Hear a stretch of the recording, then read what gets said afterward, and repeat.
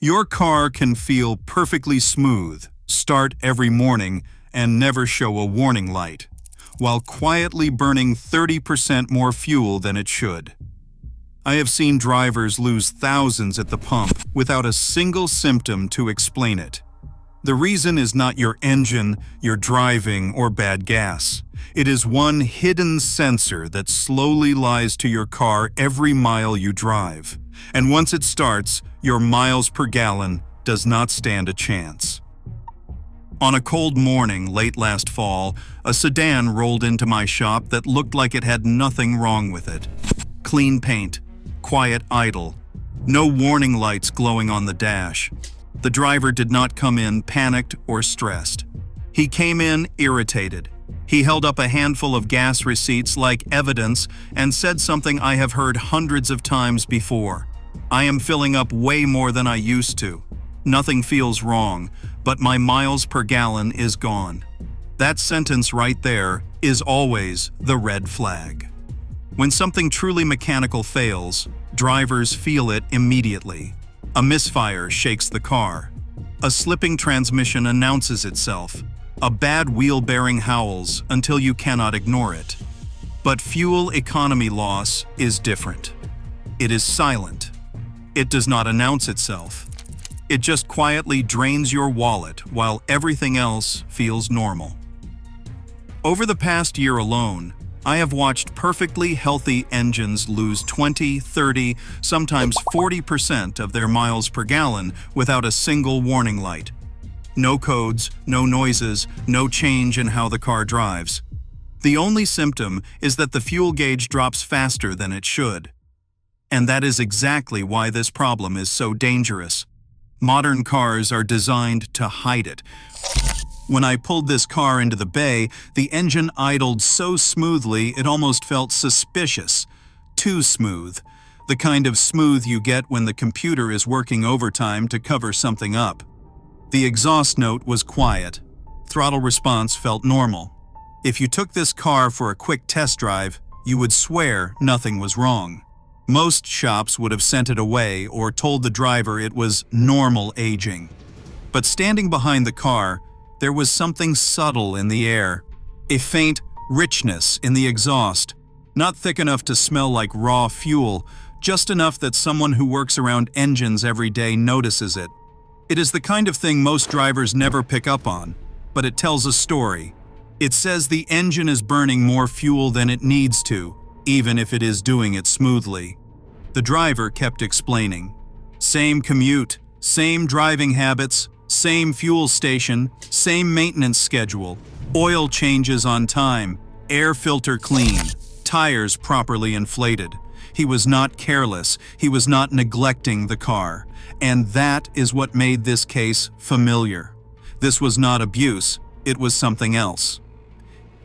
Here is the uncomfortable truth most drivers are never told. Your engine does not decide how much fuel to burn. A computer does. That computer does not feel fuel economy the way you do. It feels data. It listens to sensors. It trusts numbers. If one of those numbers is wrong, even slightly wrong, the engine will burn extra fuel all day long without complaining. Modern engine control units are obsessed with smoothness. Their top priority is keeping the engine running cleanly and consistently under all conditions. Fuel economy comes second. That means if the computer is ever unsure, if it thinks the engine might be running lean, it will always choose to add fuel rather than risk damage. From the driver's seat, that decision feels invisible. From your wallet, it is devastating. I plugged in the scan tool not to look for trouble codes, but to look for behavior. Codes tell you when something is broken. Behavior tells you when something is lying. The fuel trims caught my attention immediately. They were elevated, not wildly out of range, just high enough to tell a story. The engine control unit was constantly adding fuel, correcting for a condition it believed was happening over and over again. That pattern does not trigger a check engine light. It does not set a fault. The car thinks it's doing the right thing. That's why drivers can go months, sometimes years, burning extra fuel without ever being warned. Inside the exhaust stream, just inches away from extreme heat and combustion, lives a small sensor that most drivers never think about.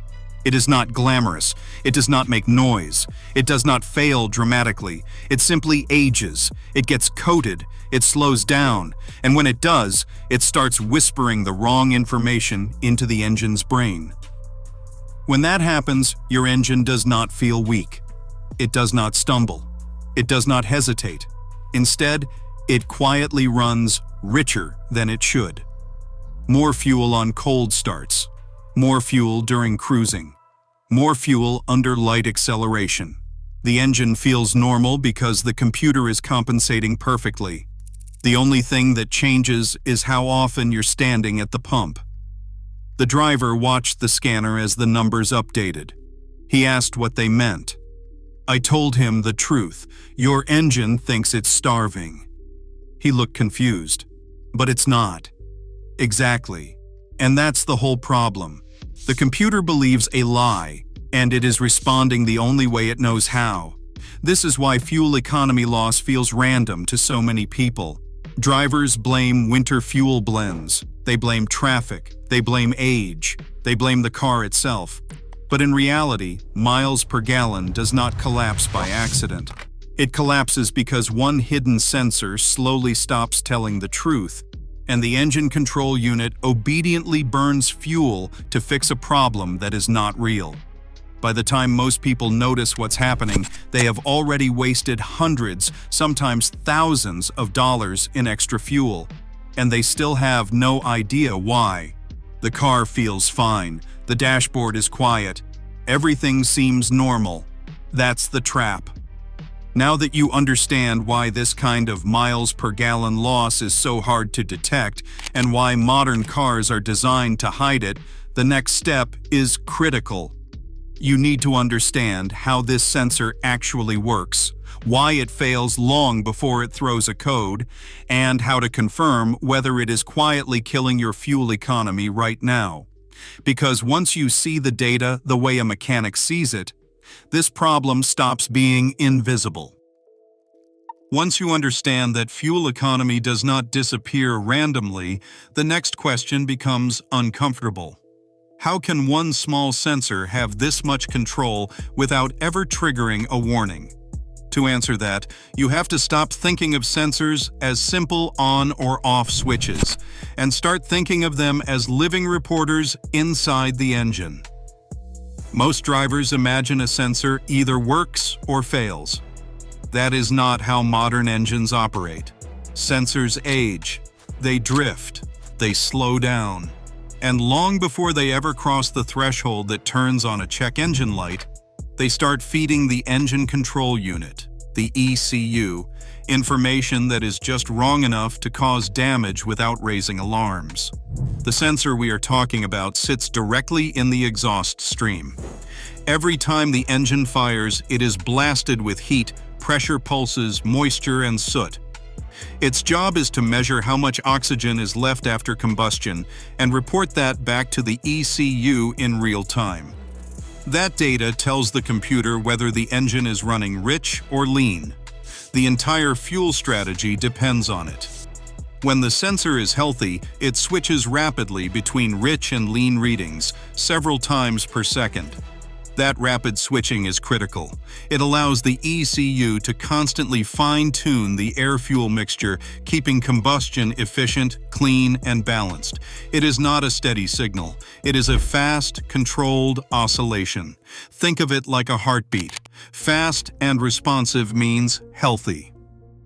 As the sensor ages, that heartbeat slows. The signal lags behind reality. It becomes lazy. Carbon deposits coat the sensing element. Sulfur from fuel accumulates. Short trips allow condensation to sit on it. Over time, the sensor still works, but it no longer reacts quickly enough. That delay is what quietly kills miles per gallon. Here is the dangerous part. When the sensor slows down, it does not send obviously wrong data. It sends late data. The engine control unit sees oxygen in the exhaust for longer than it should, and interprets that delay as a lean condition. And when the engine control unit thinks the engine is running lean, it does exactly one thing. It adds fuel. It adds fuel on startup. It adds fuel at idle. It adds fuel during light cruising. It adds fuel under gentle acceleration. And because it is doing this smoothly and evenly, the driver feels nothing.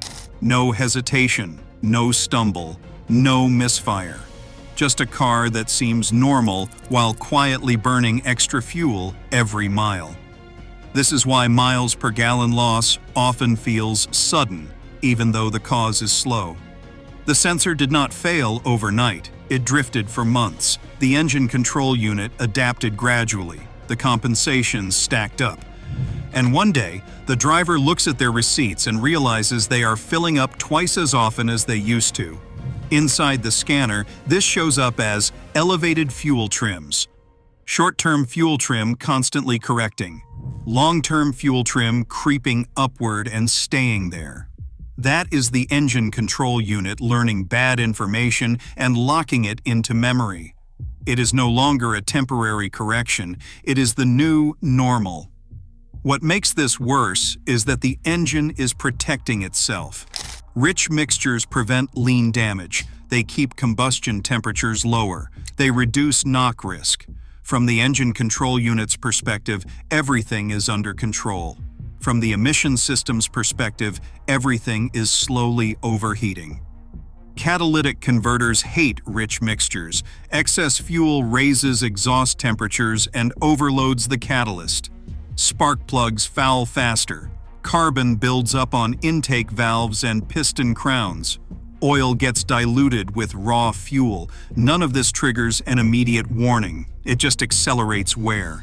This is why mechanics can often smell a problem long before a driver feels one. That faint richness in the exhaust is unburned fuel, it is wasted energy, and it is money leaving your tank for no reason. Now here is the part most drivers never hear. The check engine light is not designed to protect your fuel economy. It is designed to protect emissions and to prevent catastrophic failure.